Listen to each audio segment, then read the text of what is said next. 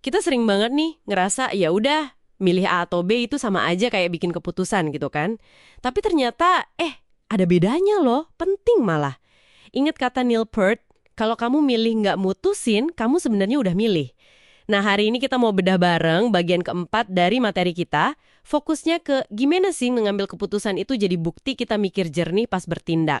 Betul sekali. Jadi misi kita kali ini tuh memahami langkah-langkah kunci biar kita bisa pindah nih dari yang tadinya cuma ya bereaksi aja, yang seringnya kan dikendaliin sama insting atau kebiasaan default kita gitu ya, menjadi benar-benar memutuskan secara sadar, pakai alasan. Ini penting banget, apalagi buat keputusan-keputusan gede yang resikonya tinggi. Nah, kita bakal gali nih dari sumber ini, gimana caranya biar efektif. Oke, sip. Coba kita lurusin dulu bedanya ya. Jadi keputusan itu butuh mikir sadar. Nimbang-nimbang aktif gitu kan. Sementara kalau pilihan, ya bisa aja sambil lalu. Atau malah reaksi otomatis aja. Nggak pakai mikir panjang. Nah seringnya nih, default kita, emosi lah, ego, tekanan temen, atau sekedar malas aja gitu buat berubah, itu yang ngambil alih. Jadinya ya kita cuma bereaksi, bukan benar-benar memutuskan. Nah, itu dia bahayanya. Reaksi otomatis ini, kata sumbernya, seringkali hasilnya malah lebih jelek daripada kalau kita sempetin jeda bentar, mikir jernih dulu. Apalagi kalau taruhannya tinggi, keputusan besar yang, susah dibatalin. Jadi investasi waktu buat memutuskan secara sadar itu krusial banget. Prinsip dasarnya menarik nih, putusin cepat kalau biaya batalinnya rendah. Tapi kalau biayanya tinggi, ambil waktu lebih lama. Kumpulin info dulu deh. Masuk akal. Oke, mari kita urai nih langkah kuncinya dari materi ini. Pertama, dan ini katanya paling kritis, definisikan masalah yang sebenarnya. Jangan buru-buru deh cari solusi sebelum akarnya tuh jelas. Ingat gak contoh soal server yang diribut mulu itu? Itu kan cuma ngatasin gejala ya, servernya macet, bukan masalah intinya apa. Kita mesti ambil tanggung jawab penuh nih buat definisiin problem intinya. Tepat. Nah, setelah masalahnya jelas, baru deh langkah berikutnya, eksplorasi solusi. Di sini sering ada jebakan nih, mikirnya hitam putih aja, cuma ada A atau B. Padahal sering banget ada opsi lain loh. Coba deh paksa diri kita, tanya, kalau opsi yang ada ini nggak mungkin, gue bakal ngapain ya? Ini bisa buka alternatif lain. Pikirin juga opportunity cost, biaya kesempatan. Apa sih yang kita korbanin pas milih satu hal? Contoh, Andrew Carnegie itu kuat banget ya, yang rela bakar gorbong demi sistemnya lancar. Dia melihat biaya tersembunyinya. Kelancaran sistem lebih penting dari nilai kargo satu gorbong itu. Gitu. Wah, itu contohnya lumayan ekstrim ya, tapi intinya dapet sih. Nah, kalau udah punya beberapa opsi nih, terus gimana cara milih yang terbaik? Ini langkah ketiga, evaluasi opsi. Kuncinya, pakai kriteria yang jelas, yang nyambung sama tujuan kita, dan tegas. Tentukan mana kriteria yang paling penting. Kayak cerita manajer itu kan, yang sadar timnya nggak mandiri. Ternyata karena dia sendiri bingung prioritas utamanya apa. Terus soal info, sumber ini nekanin prinsip hi-fi, high fidelity. Cari info langsung ke sumber asli, jangan rangkuman doang. Sama high expertise, belajar dari ahli, tapi tanya gimana cara mereka mikir, bukan cuma minta jawaban jadi. Sip.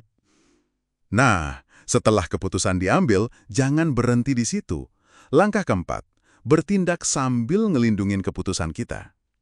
Pasang semacam pagar pengaman gitu. Misalnya pakai tripwires. Ini kayak penanda jelas gitu. Kalau kondisi X kejadian, ya kita stop atau ubah arah. Ada juga commanders intent. Ini intinya mastiin tim paham tujuan besarnya, jadi mereka bisa adaptasi sendiri di lapangan kalau perlu. Satu lagi yang menarik, Ulysses Act. Intinya, kita ngikat diri kita ke keputusan baik pas kita sadar nanti bakal ada godaan. Kayak, Odysseus ngikat diri di tiang kapal itu. Atau kalau zaman sekarang, kayak buang semua jajanan gak sehat pas mutusin mau diet. Ulysses Pack, oke. Berguna banget tuh buat ngelawan diri sendiri ya. Lanjut, langkah kelima. Siapin margin keselamatan. Ini penting banget, terutama buat keputusan yang risikonya tinggi. Jadi semacam penyangga gitu, antara harapan kita sama skenario terburuk yang mungkin terjadi. Ingat cerita LTCM dari sumber? hedge fund keren yang akhirnya kolaps gara-gara nggak punya bantalan pas krisis datang. Pelajaran pentingnya tuh bukan cuma soal buffer ya, tapi gimana orang pinter pun bisa jatuh kalau terlalu pede sama modelnya dan lupa realita itu liar. Prinsipnya kayak tembakan peluru sebelum meriam. Coba dulu skala kecil sebelum komitmen gede-gedean. Dan yang terakhir nih, ini sering kelewat. Belajarlah dari proses pengambilan keputusannya. Bukan cuma dari hasilnya aja. Hasil bagus tuh belum tentu keputusannya bagus loh. Bisa jadi cuma beruntung aja. Sebaliknya, proses yang solid bisa aja hasilnya jelek karena faktor di luar kendali. Contohnya keputusan pelatih Pete Carroll di Super Bowl itu. Hasilnya kan jelek, banyak dikritik. Tapi proses dia mikir pas saat itu mungkin udah bener berdasarkan info yang ada. Hindari resulting, nilai keputusan cuma dari hasil akhir. Lawan juga tuh bias retrospektif, yang bikin kita ngerasa, udah tahu gue bakal gini.